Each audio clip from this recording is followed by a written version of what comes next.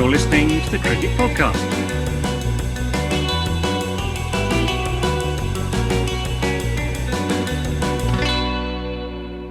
Hello, everyone, and welcome to the Cricket Podcast. And today it's me, Max Brown. I'm joined by Ross Legg. How are you, Ross? Max. Oh, couldn't be better because you're introducing the show for the very first time, and it might not be the first time. We've done quite a few now. They've all faded in the memory, but let's say it is. Yeah, I like seeing you under pressure. Well, hopefully I'll perform. And we are joined not by Jack Hope this week, but instead by Daniel Norcross. How are you doing, Daniel? Do you know, I'm doing really, really well because I'd forgotten how much I loved Das Boot, the TV series, which is, if you like, a reboot of Das Boot. And I'd watched the first series and I'd kind of forgotten about it. And then they went, oh, there's a whole new one. I went, oh, crikey, series 2. So I've been binge watching the crap out of Das Boot 2, the reboot, if you will. And I'm absolutely loving it. It's full of grimness. There's people being killed unbearably. There's lots of claustrophobia. There's lots of water. I mean, after all, it's about a U-boat, so there's a lot of water. And there's a lot of water here in Tooting, where it is pouring with rain every now and then, really quite dramatically for the last 2 weeks. And I'm broadly speaking sick of it. Yeah, well, we had 2 weeks of sun, didn't we, in the UK? And as always happens with 2 weeks of sun in the UK, it's followed by 2 weeks of rain. So we've got our comeuppance, and you can check out our Sideshow podcast for reviews of various series. I personally can I just put in a little request that the next person who complains about it being hot after 2 days of 30 degrees, we find, we kidnap, and we stick in a basement, and we gag them, and we give them no access to their phones, because these people are the enemies of the state. Right. Okay. Well, that can be part of the manifesto. So we've got what have we got? We've got coming up. We'll be talking about mainly the England India series that is finally about to get underway. We've been waiting for it for a little while. I think it's the big one. It's what we're looking forward to, and I think there'll be some 100 chat at the end. But before we get into all that good stuff, Ross, have you got some messages for our listeners? Yes, you should like and subscribe to this video on our YouTube channel. Follow us at the Cricket Pod on Twitter and Instagram. And if you're looking for a cricket bat, you cannot go wrong with a Woodstock cricket bat. So, Dan, I think you're an investor, aren't you, in the enterprise, or at least a strong supporter? I'm a very, very strong supporter of Woodstock cricket bats. They are the finest bats going there, lovingly handmade from the very finest willow. And as you can see from this bat here, I mean, those balls must have absolutely pinged off that bat, I'm imagining. I've never known anybody, with the exception of Stephen Finn, not find the middle of a Woodstock bat. But, that's Stephen Finn for you. Yeah, it was a 50 hit with it yesterday, so not too bad. Anyway, enough of me being brilliant at amateur cricket. Let's get on with the show, shall we, Max? Yeah, absolutely. So England v India. Where would you like to start, Ross? Would you like to start with England, or would you like to start with the away team first? No, let's pick so. Let's go India first. India first. Yeah. Right. They've been waiting. They've been waiting longer for the Das Boot series than Dan has. They've been sitting there stuck in their hotel room for about 5 months. Okay, India then. Well, we'll start with the team news, and that could take about half an hour. So bear with me. It's not been a particularly easy ride for India. Obviously, they've recently been touring Sri Lanka with a white ball squad, which has met with a few issues. But we'll start with the red ball squad, which is in England, and first kind of little niggle for them was Rishabh Pant getting COVID at the start of July. He had to then quarantine for 10 days in a hotel separate from the team.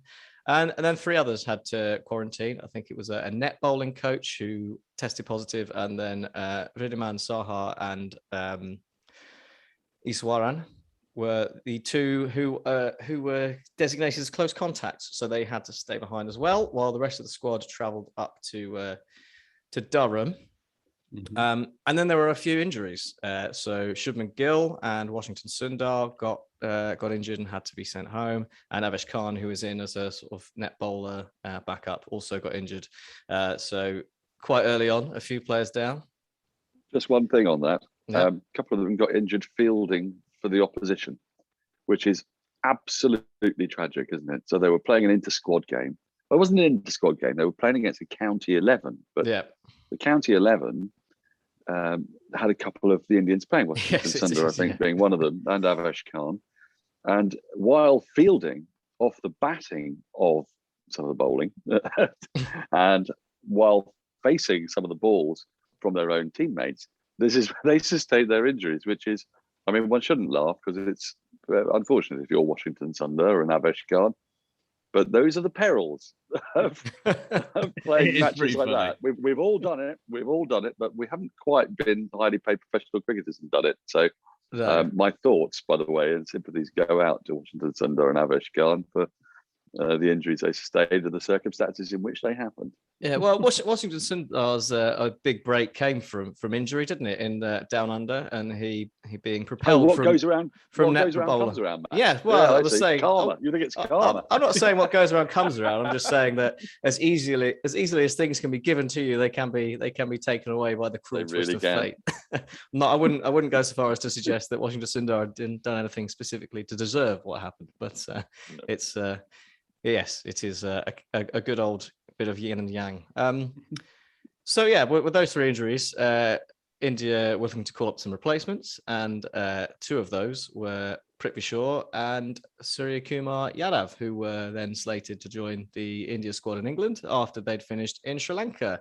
And this is where we go over to Sri Lanka, where Krunal Pandya got COVID, and then there were 8 people identified as close contacts to Krunal Pandya, who then couldn't play in the second T20, which was delayed by a day, which didn't stop the tour because obviously India had taken enough people, so they were able to get a side out. But that was a side that had Bhuvaneshwar Kumar batting at 6. So it's a natural place for him after the IPL. Like, he's demonstrated his ability as a number 10. Then why wasn't Rahul Dravid playing? I mean, this was what really upset me. I thought this was a great opportunity. A bit like, I don't know if you remember. Well, you probably won't remember, but you may have heard of Bob Taylor coming out of retirement and coming on as a sub-wicket keeper in a match in, I think, the late 80s or early 90s when England's wicket keepers went down. And he must have been in his late 40s when he did this. And he came up and he did a session as England's wicket keeper.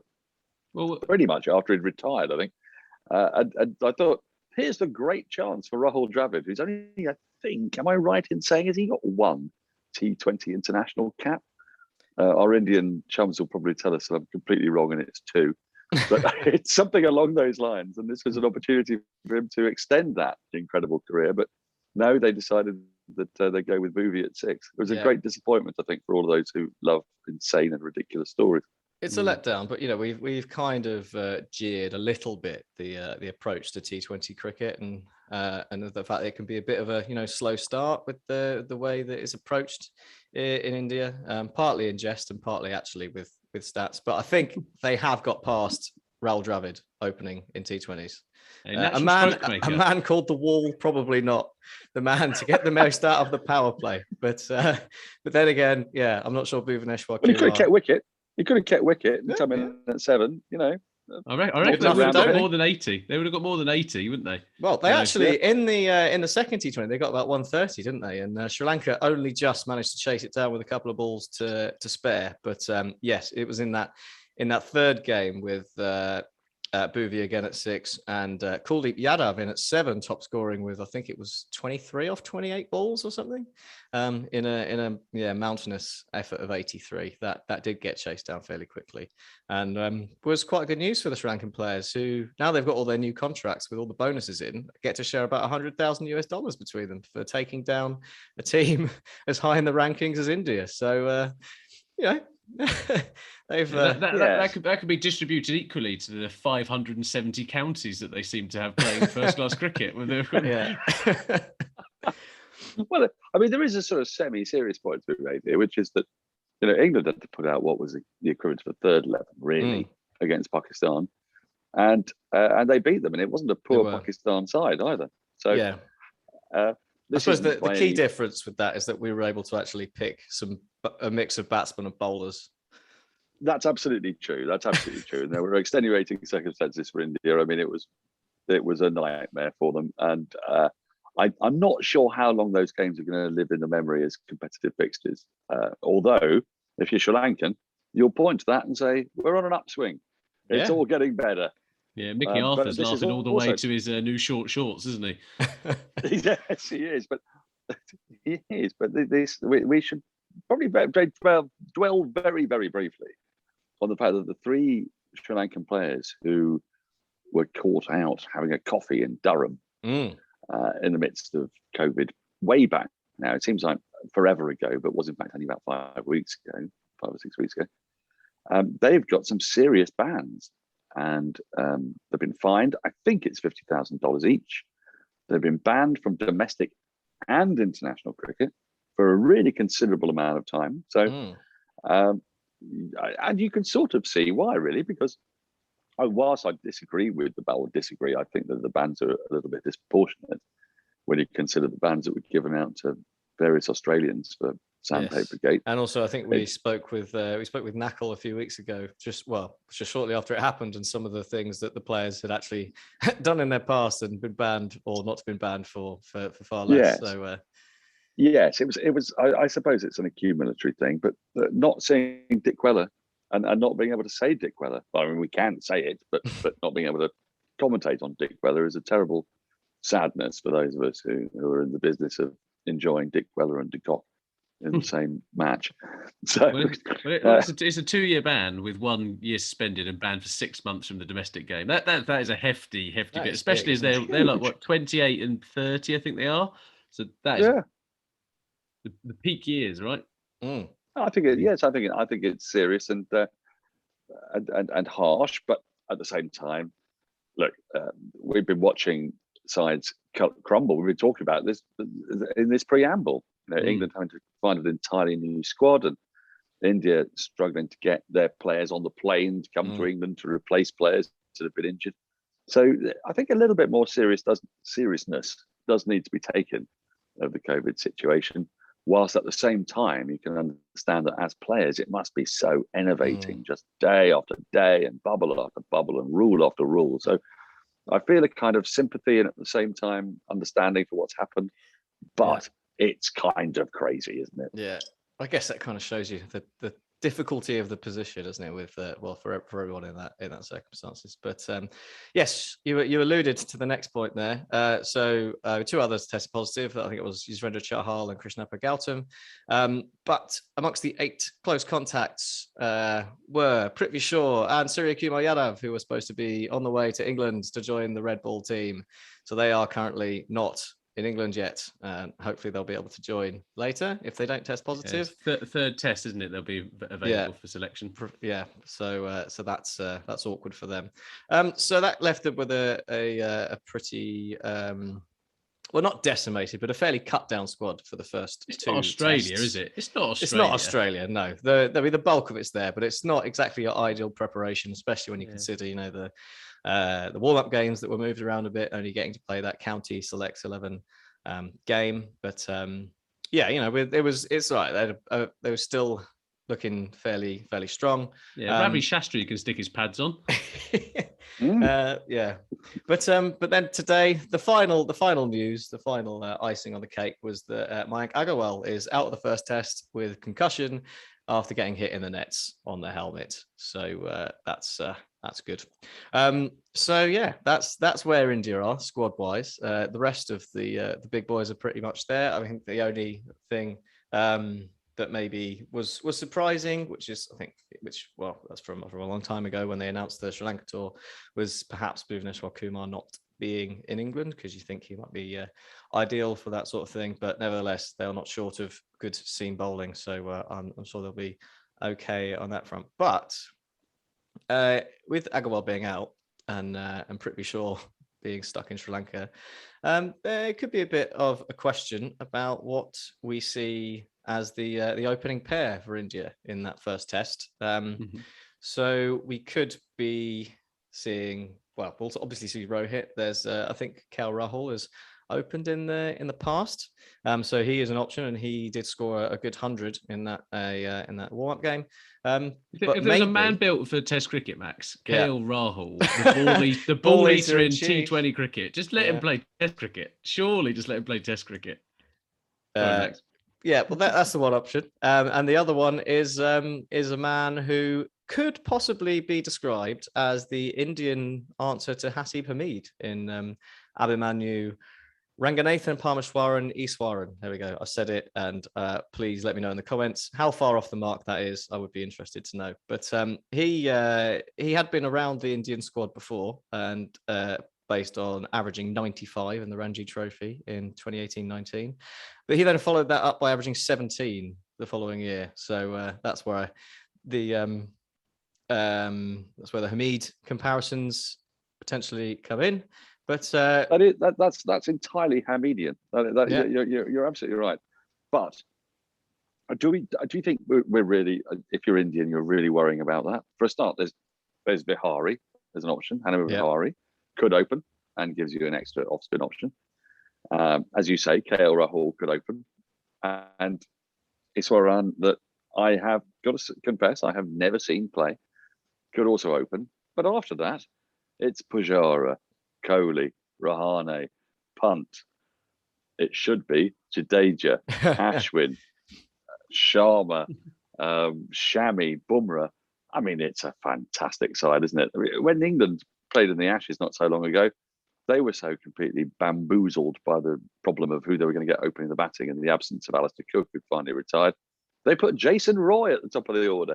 So I don't think Indian fans need worry too much if they don't have the optimal opener. No, I think where England have had their troubles, India have very much not. But well, let's get on to the point that you teased there, Dan. You said it should be Jadeja and Ashwin. Do you think it will be Jadeja and Ashwin, or do you think it'll be Shardul Thakur? Yeah, well, I think there'll be a situation where Indian selectors will outthink themselves.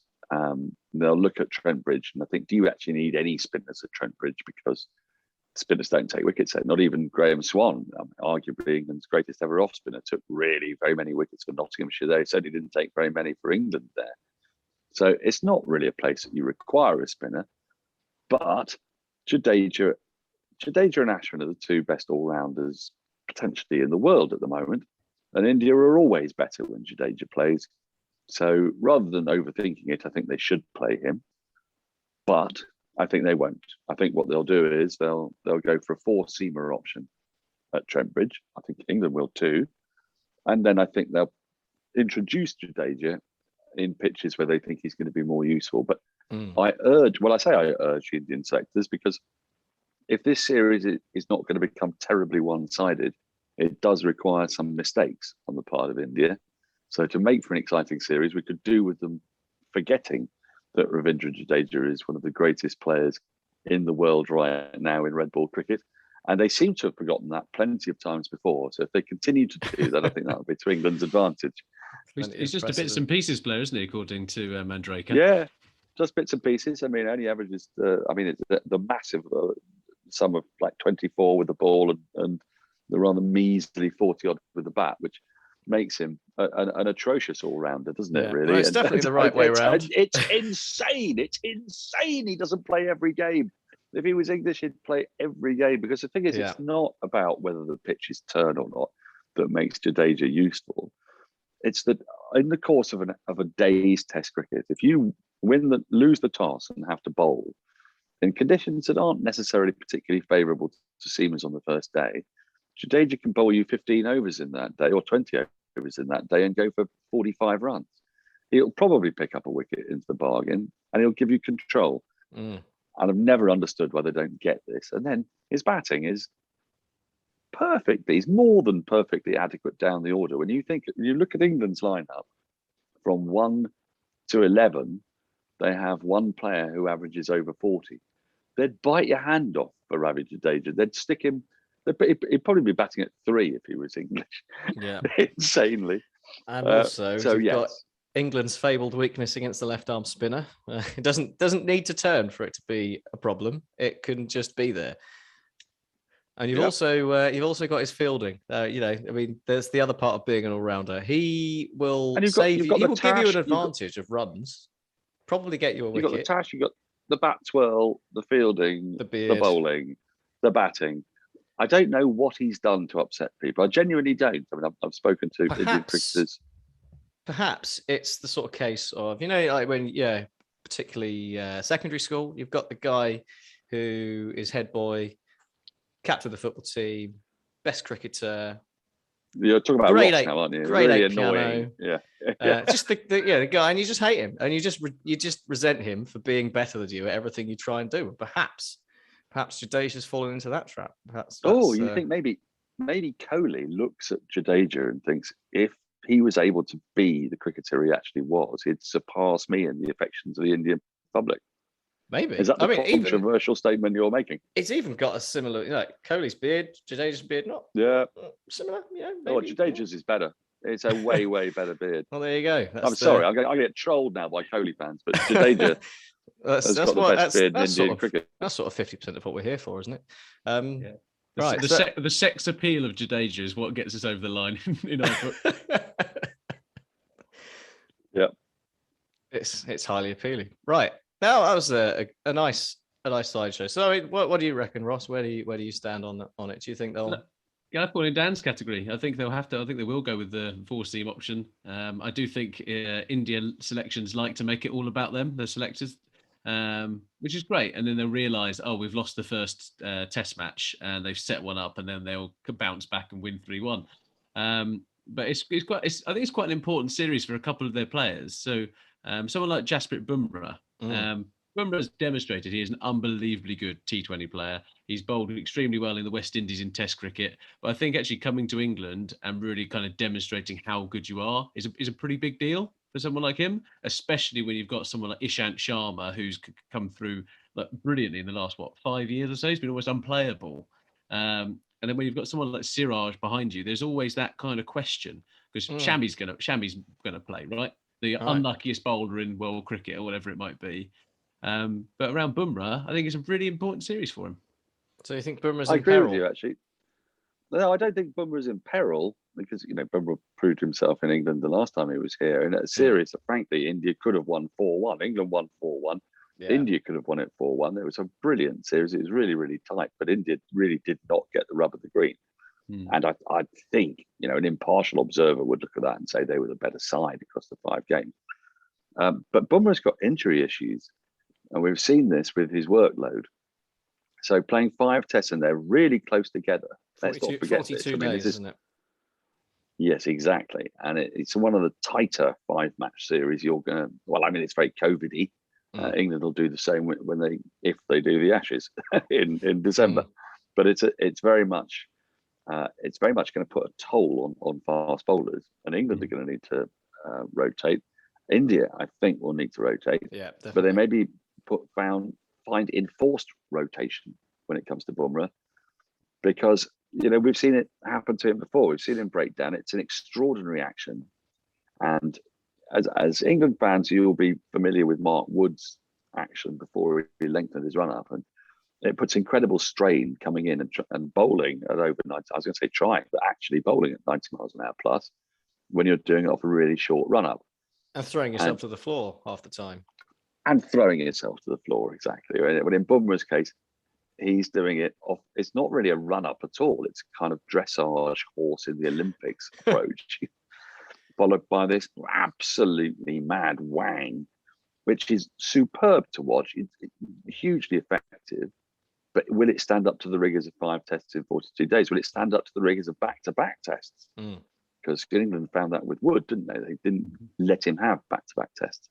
So whether India are at that stage, and whether they'll start thinking, well, Bumrah plays the first game to try to establish that lead, and then we leave him out the next one at Lords, and then bring him back again because there'll be a nice break, or they're seduced by the idea you can do back-to-back games and then there's a break, and you could have a lengthy break. We're going to see it. We're going to understand an awful lot more about whether Indian selection operates a little bit more similarly to English selection. Australian selection didn't, and it really cost them in the Ashes. In the Indian Ashes, they played India last year. they did what they always do, Australia. They picked the same 4 bowlers, and it really told on them by the end of that series. And India, I think, benefited a little bit from some of the injuries they had, the enforced changes, brought in fresh bowlers in a similarly concatenated series where the matches were so close together. I'd be interested to see whether India have learnt from that and whether they'll manage their own bowling resources or whether it'll just happen by force. Yeah, we even saw it a little bit when the West Indies came over in that first COVID series, and it was Shannon Gabriel, wasn't it? Was playing back to back, and brilliant in the first test, and well, yeah, But he got shadow. He got progressively more knackered, as did Alzari Joseph. And England are a little bit blessed in that way, in a way that India aren't. Blessed in 2 ways: in having an idea that they need to manage their bowlers, which infuriates their supporters, but does actually, I think, maintain optimum fitness for the most effective bowlers at the right time. And also, I guess, by having a number of them that they've now played Test cricket. So they don't feel so bad about bringing them in. Yeah, and they're all quite good. And they are all quite good. But India might be starting to feel that themselves now, because having the enforced use of people like Siraj, then they might actually start to think, well, we could do the same thing. We could give Bumrah some time off for good behaviour, that kind of thing. Yeah, well, you've also got Umesh Yadav to kind of take into consideration as well, right? And he bowled relatively Absolutely well in the County 11 game that they played. So, yeah, I still think it's going to be one hell of a battle. But it's going to be interesting to see who they pick. I just cannot wait to see Rishabh Pant play. I'm literally a complete and utter fanboy for Pant. And I tried to picture him in lockdown, like when he was quarantined, and all I can think of is like a Pikachu in a Pokeball, and that's the only thing I could possibly think of for Rishabh Pant, and it just seemed to work for me. So I just thought, share. Okay. Anyway, it's lovely. I might use that on commentary on Wednesday. Thank you. Copyright. If I knew what it meant. Shall we talk about England? Yes, let's do that. So Ben Stokes has unfortunately had to take an indefinite break from cricket for mental health reasons. The pressure at the game at the highest level, compounded with bio bubbles, the non-stop schedule because of IPL, England, whatever else. It's really taken its toll, and it's taken its toll on England's second best Test player, if not their best Test player. And we can only wish that he gets the treatment he needs and comes back performing at the level. But this can't be underestimated. This is a mega blow to England. Like, it is huge. It's the single most important blow. When you talk about best or second best player, it's more than that with Stokes. He balances a side, doesn't he? So he means that you can actually work out what England will try to do, and it allows them to play a spinner in circumstances when they get found out when they don't have one. It's a massive blow, but the way I see it is, it's not really. This is a time when it's not really about that. It's about Ben Stokes, and a lot of people will be speculating about why he's feeling like this or whatever. It could be anything. That's the thing with needing a break for mental health. It could be absolutely anything. People have said, well, he's not been in a bubble for 3 months because he left the IPL and then, had 3 months looking after his finger, apart from a few ODIs. Well, I think anybody with a scintilla of sensitivity would have watched the 3 ODIs that he was captain and thought there was something a little bit amiss.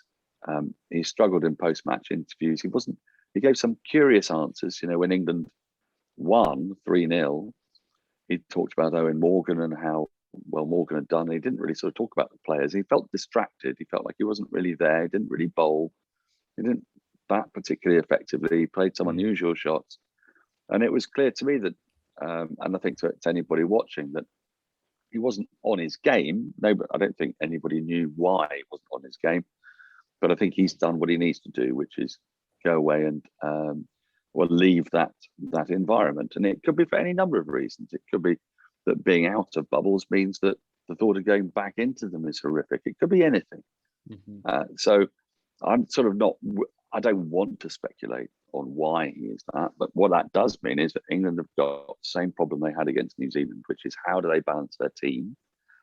And I don't know that they can, I'm afraid, which is why, for me, India are really strong favourites, because England have got a huge problem at the top of their order, as they have had for a number of years now. If you think the only player to come into the England side and average over 40 in the last 10 years is Joe Root. It's an extraordinary stat. There's no one else who's been able to do it. Gary Balance. Oh, yes, that is possible. Yeah, they've discarded him. And does he still average over 40, or has it gone down as a result of his travails at the end? I'm not quite sure. Excuse me. So, England have got problems. They've got a top three that's a problem, and that causes a problem for their number one batter, who is Root, because he comes in often in tricky circumstances and very much aware of the situation. Essentially opening the batting. Correct. Yeah. If they had Stokes at 5, but they don't have Stokes at 5. So then you've got Ollie Pope, and I wouldn't be surprised if Pope doesn't play at Nottingham. He gave an interview the other day saying that he was still feeling his injury and that he might not be selected for that game, but he would hope to be available for other games. That doesn't mean that he's not playing, but just he raised that as a spectre, and players don't tend to do that otherwise. No. You've got Dan Lawrence, who's very new to Test cricket. Josh Buttler, who is a fine wicketkeeper batter, but he's going to be averaging, he averages in the mid to late 30s, although he's been in good form, but his impact is down the order. And then England don't have what they did have when they went to number one all those years ago. They had in Swan and Broad 2 guys who batted at 8 and 9 really powerfully. And they don't really have bowlers who bat. So Ollie Robinson, there's going to be an awful lot on Ollie Robinson's shoulders. He's only played 1 test because we've seen that he's able to bat. And then you have 3 bowlers. So, the weight of runs that England are going to score, looking at the Indian attack, it's hard to see how they're really going to be able to compete unless they get a massive rub of the green, the right toss, the right pitch, the right conditions. And of course, they might do that. They might very well do that, because that's the beauty of Test cricket. But looking at it and putting the 2 sides side by side, where are the runs in the England team?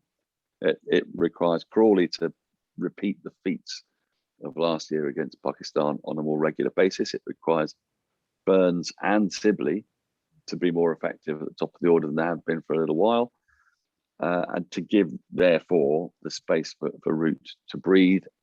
And they need their 5, 6, 7 to fire. So I think that's going to be where the battle's going to be won. It's going to be in the top 6s. Well, should we talk about Zach Crawley for a second? So if you took his big daddy 267 out, he averages less than 20.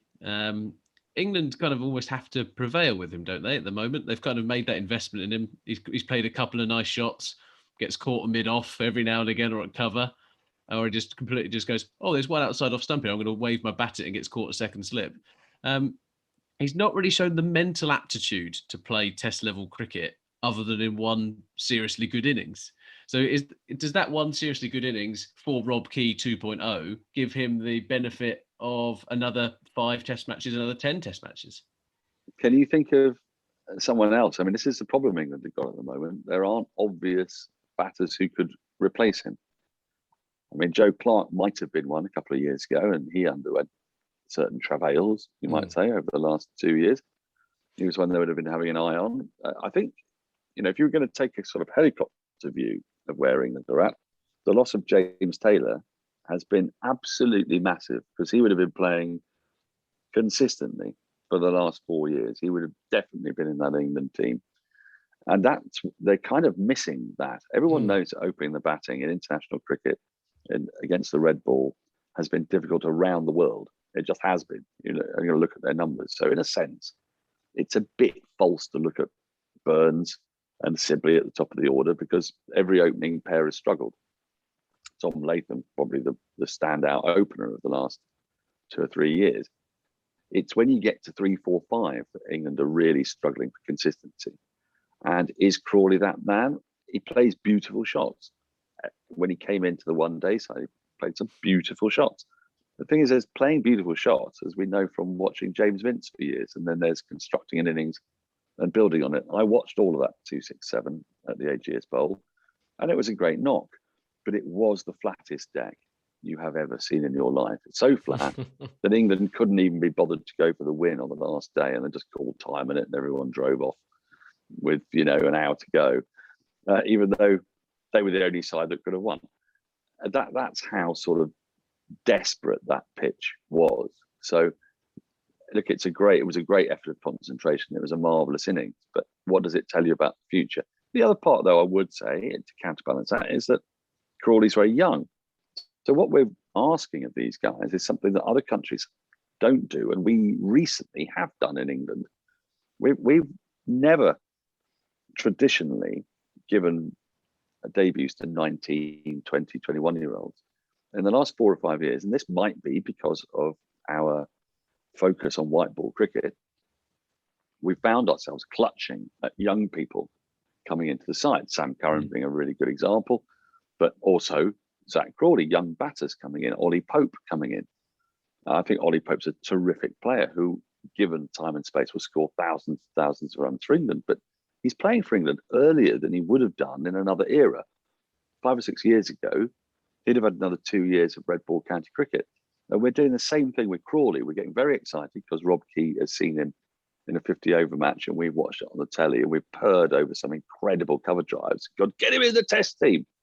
Well, that tells you something about the paucity of red ball batters who can construct innings across the country, doesn't it? And I don't want to have a go at Crawley for that, because I think he's so early in his career. It's a bit harsh the way we're talking about him. But do you not think that England have brought that on themselves a little bit? So we've discarded plenty of half-decent batsmen early on in their career, who James Vince, as you mentioned, one of them, doesn't hit a few, like gets to 30, 25, if you like, kind of gets out, has now gone away, played cricket in the Big Bash, has played cricket kind of around the world in different franchise leagues, shown that he still cares at Hampshire. I think he's captain there. And yet he's not getting a look back into that side. No one. Yeah, but Ross, does he care enough when he's batting himself at 5? You know, I want to see James Vince batting at 3 for Hampshire, not at 5. If he wants to get back in the England team, that's where England need him. And really, they don't need him at 5 in the sense that that's not their big problem. The big problem is, can you prove to me you can construct an innings at the top of the order at 1, 2, 3? You know.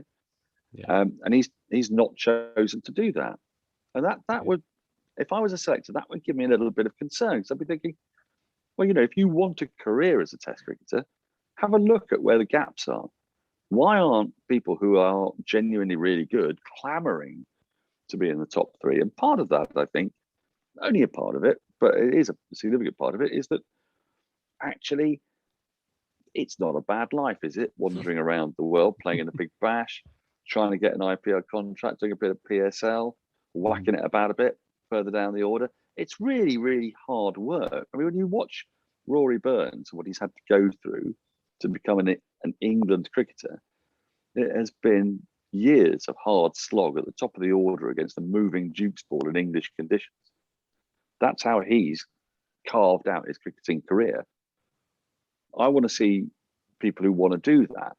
And I might be being ridiculous in that, because at the same time, I totally understand why you would say to yourself, this is actually way too much like hard work. I like smashing it about a bit with my pajamas on. And you know, who doesn't? Fair point. Is there an element though there of maybe James Vince, maybe he doesn't really want to do that, or maybe he doesn't think there's any point because he doesn't get a feeling that he'll ever get a look in again. He's had his chance and it's gone. And whether there's sort of a sense of inevitability amongst the ECB. Max, you force the selector's hands. If you're captain at Hampshire, you can say I'm batting at 3, rather than 5, can't you? Yeah. I mean, if you've got to play these 4-day games, come what may, because you're the skipper, then you might as well say, look, I'm going to go out at 3. But he's still getting another contract, isn't he? It's not like he's not going to get a contract. Exactly. Maybe. So what's the thinking there? I mean, what actually is the thinking there? Maybe it's, I don't know, some insider knowledge that he knows that he's had his chance and that he's never going to get a look in. You know, we've bits like suggested before that, you know, England use data when it suits them, and on other occasions we'll look at someone with a nice cover drive and go, we've decided you are the next man to play number 3 for England. And you know, I think there are some people in county cricket who may have not got a chance that potentially could have, and now the boat sailed for them.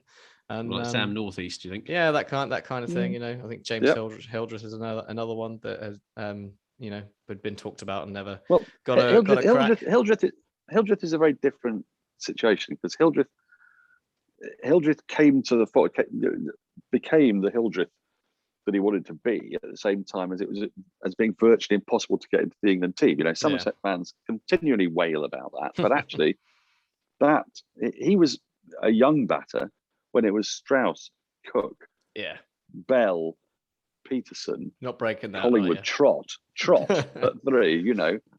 Pryor at 7. You're not getting into that side unless you score an enormous number of runs. He might have been the number 6 instead of Collingwood, but they didn't choose him. And then there's also a kind of lag effect that happens with selectors because we get the opportunity to have hindsight.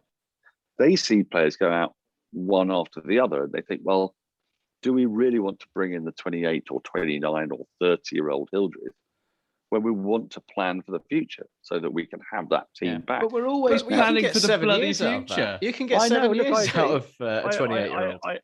Adam Voges averaged over 50. I know. Look, there's a number of reasons why Aussies are better than us, and that's one of them, because they're hard-nosed and crazy in that respect. They brought in Mike Hussey and Adam Voges when England never would have done that. They said, oh, no, we've got a plan for the future. Yes, it was a mistake that they didn't do that, but you can understand the mistake. Because the mistake was, let's try and get X batter to be really good, and unfortunately they've had Tom Westley, and they've had a few. They had Gary Balance, and it was quite successful for a while until it stopped being successful. And these decisions are made logically, even though hindsight tells us that they'd have been far smarter just wanging James Hildreth into the side the moment Trott and Peterson and Bell retired. Just get someone in who knows what he's doing. We'd die for a Hildreth now, but they're not going to pick Hildreth now. So we've got to look at what we got, and what we've got is a lot Darren of players Stevens. yeah. Well, I was outraged he wasn't picked for the ODIs, but that's an entirely different matter. Well, let's go on to the bowling lineup because I think it's quite interesting, right? This is Max, we were talking about it on WhatsApp today around how could this actually be Jimmy, Anderson, and Broad's last kind of big series in England? Kind of playing together more than likely. Do you think, Dan? Do you think that's going to be something that we end up seeing? And will they play together? I think they'll have to play together at some point in the season. England haven't got Archer. Wokes is obviously still struggling with a niggle of some kind. I think it's sore heel. Indeed. Ollie Robinson will come straight back into the side, and if he stays fit, I imagine he will play every game. But you've got Wood. So I think on pitches, let's take Trent Bridge as a perfect example. I think there's a very strong possibility that England will go into the first test, knowing it's a 5-match series with 6 batters, a keeper, and 4 bowlers, and those 4 bowlers will all be seamers, and they'll try to fiddle some overs out of. I'm imagining it'll be Lawrence and Root, because I don't think Pope will play. If he does play, then it'll be Root for the other bowling option, because Trent Bridge does not have any kind of there's nothing there for seamers. So you might start screaming, well, where's Sam Curran in all this? He was man of the series the last time England played India. Well, in a 4-man seam attack, there's no point having 5 seamers, as we all know. 4-man seam attack, they'll kick off with Broad and Anderson, who ought to be fit, firing, ready to go. A pace option, if it's there, in Wood, and Ollie Robinson. It's fraught with danger for England because Broad and Anderson don't always start series particularly brilliantly, because they're getting a bit older now. They actually do need some overs under their belt. Anderson loves bowling, and he hasn't had any county cricket to speak of for weeks on end. Similar issue with Broad, but I think that'll be the way they'll go.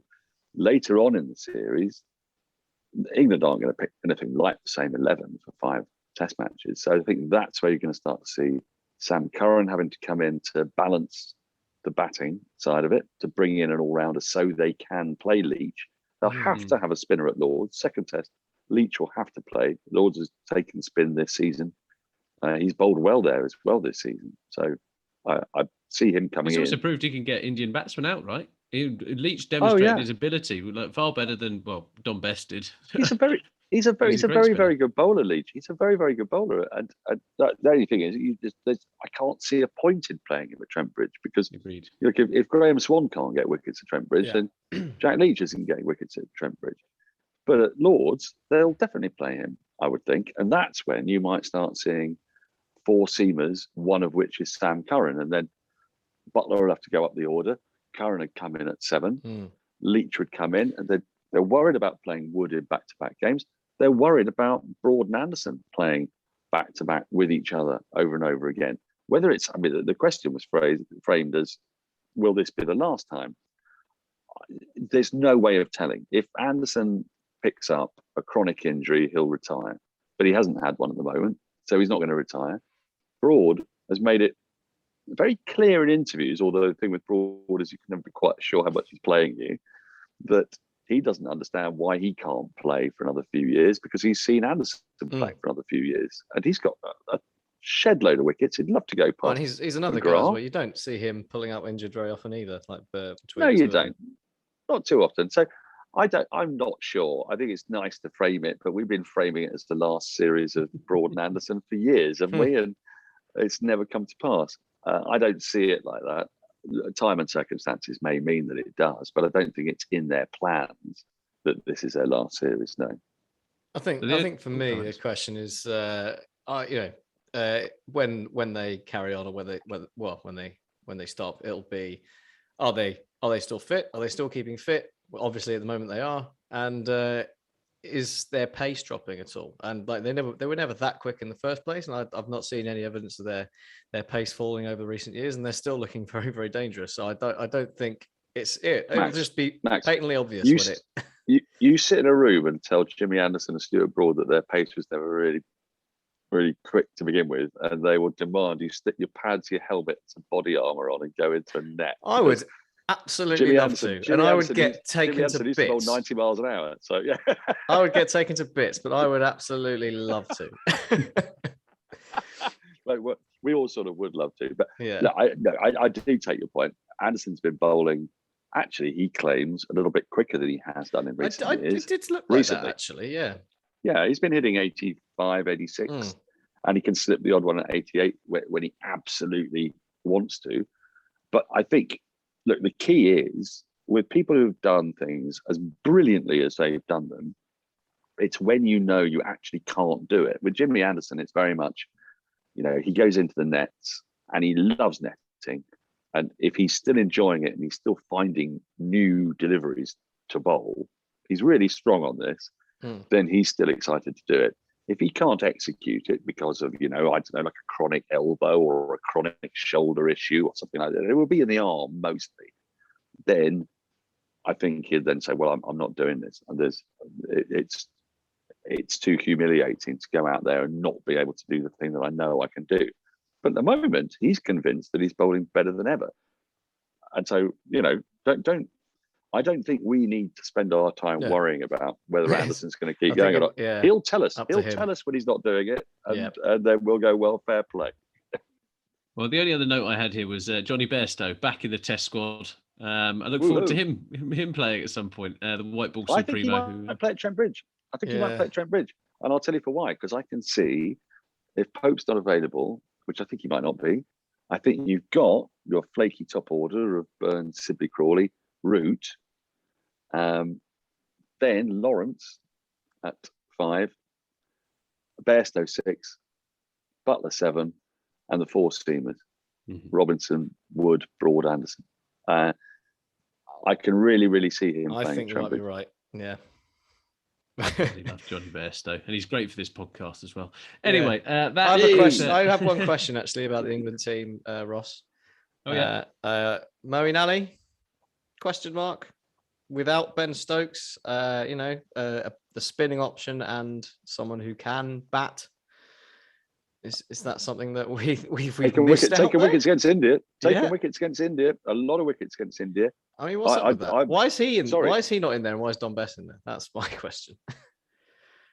Well, Max, you know how much I love Moeen Ali. I think he should be in every England team because I just think he's brilliant. And if the fans can't sing "Girls Don't Like Boys, Girls Like Moeen Ali," then they've missed out on a trick, haven't they? So I'd be playing him at Lords. Absolutely, I'd be absolutely definitely playing him at Lords as my all-round option. Instead, actually, and I love Sam Curran, I really do, but he would be my number 7 at Lords. I'd have him there, and then I'd whichever seamers have not pulled up lame, along with Jack Leach, I would have.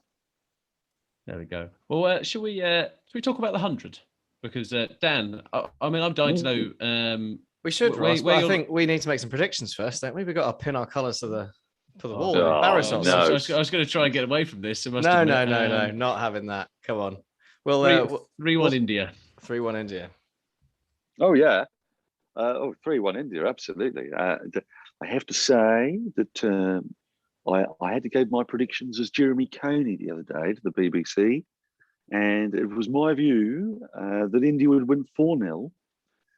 That there were no circumstances in which England could win a Test match, but I, as Daniel Norcross, believe that it is actually feasible that under the right circumstances, with the right overheads and having won the right toss and in the right place, and over the course of 5 games, I think England will actually pull out a win somewhere along the line. And also, they're playing at home. They've got a very, very strong record at home. They've only lost the 1 series since 2014.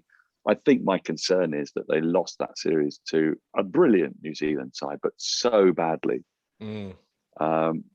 which is curious. Do you know what I mean? And I don't know how that happened. So, well, I do know how that happened. It happened because they weren't. They just weren't on it. They picked James Bracey to keep wicket at number 7. I was there. He's a number 3 batter. You couldn't even catch the ball. So, yeah, and it's not. Look, this isn't an issue about James Bracey, the cricketer. It's the issue that England's muddled thinking there. It should so obviously have been John Simpson. And so I'm slightly concerned. Then they didn't chase in the first test when they actually had a chance to win a game against a side that's better than them, and they didn't do it. So bonkers. Especially when you consider it didn't actually, it wasn't even any point, World Test Championship points on the line. It was, right. I know. Yeah. I know. And therefore that's why I kind of think that England aren't in the right space to beat either the best or second best team in the world, or whichever way you look at it. India are in the top 2 sides in the world. New Zealand are world test champions. They are their equal. I don't think England are their equal. And it doesn't even pain me to say it because I don't see why they would be. They're a very young side and they're regrouping, and it's no shame to lose to India. And we're looking at an India side that's, this is as good as a very long time.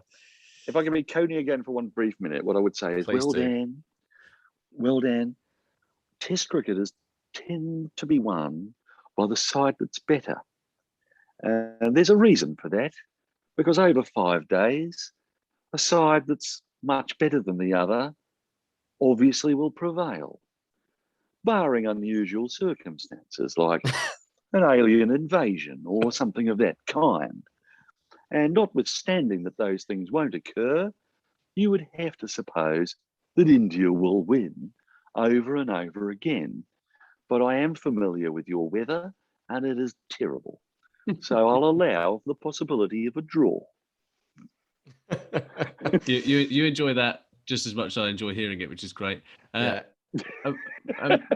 Dan, who do you reckon is going to Max? We'll come to your prediction in a second. Dan, who do you reckon is going to be top run scorer and top wicket taker?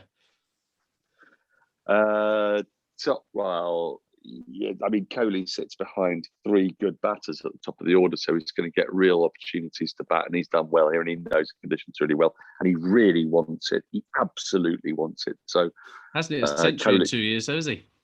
I've hit 2 more centuries. We count it in Ross leg centuries now. The time. No, it's why he really. And also, it's like reversion to the mean. I mean, there's no way this is going to continue. He's going to get 1 century and then he's going to get another couple. That's what it feels like to me. Top wicket taker is a tricky one because it might be an England bowler. I think it might be Ollie Robinson, because I think Ollie Robinson, they will not, they won't rotate out of the side. So I wouldn't be surprised if he's fit. I could see him playing all 5 games. I'm not sure many bowlers will play all 5 games. And I'm also not sure there'll be many spinning tracks that mean that, that Ashwin and Jadeja clean up. So I'm going to go with that as being the one bright spot on the horizon. Ollie Robinson takes 22 wickets and is the leading wicket taker across the board. Nice. I like someone pinning their hat like that. Max, where are you thinking? England win? Well, we've had 2 pro India scorelines so far, so I feel like I'm going to have to champion England here, aren't I? So that's why I'm going to go for a 3-2. Why humiliate 3-2 yourself? win Why? For India. 3-2 win for India. Okay. This is me being optimistic on the England front. I just can't see. It's too frail, isn't it? That top order. I just don't see, like you say, Dan, I don't see where the runs are coming from. Maybe we will prepare some absolutely ridiculous pitches, and then it becomes a game of who can score 200 in the first innings and that kind of thing. But to be honest, I don't think that's a route that we will go down. So it's funny you should say that, Max. It's funny you should say that, because actually England, I know for a fact that England thought about that in 1984 against one of the greatest sides the world has ever produced, the West Indies. And a very dear friend of mine, Graham Fowler, overheard a conversation as he was lying in a bath between Bob Willis and Ian Botham, in which they said, let's get the ground staff to produce green seamers and really difficult tracks, because the only way we're going to win this is if we can reduce the difference between the sides. Yeah. And Foxy, bless him, said, as long as you've got St John's ambulance on hand, I don't mind. And essentially what that meant was, yeah, you can do that if you like, but look at the Indian seam attack. It's really good. The England seam attack is really good. And ultimately it comes down to Pujara, Kohli, Rohit Sharma, Rahane, Pant, Jadeja, Ashwin. They bat so deep. So many of them can do it, that if you do it like that, and I get your reasoning, but they've only got they are way more likely to scrape to 250 than England are on a pitch like that. Yeah. England will be 40 for 5 on that pitch. Yeah, they also need to take their catches, both teams. India don't have a great catching record recently. England have an experienced lineup. We'll see what happens there, because if England are trying to take 15, 20 wickets a test match, they're going to need to hold the catches. Yes. Yeah. Well, runs and wickets wise, I had the same things down as Dan. Actually, I had a feeling about Ollie Robinson, but I might have to change the runs now, just for the sake of a bit of variety. So I think it's gonna be Rohit Sharma. There we go. I think he will do the business at the top of the order. Good call. Nice. Good call. I like that. Yeah, that's a good call. Especially because when they win by 8 wickets and 9 wickets, he'll have had the opportunity to bat twice. Yeah. I like it. Well, that has been our preview of England versus India. I'm sure our YouTube comments are going to be full of people going, yes, come on, just pound England into the dirt. But let us know what you think. So, and send us a message on Twitter as well, @the Cricket Pod. You're listening to the Cricket Podcast.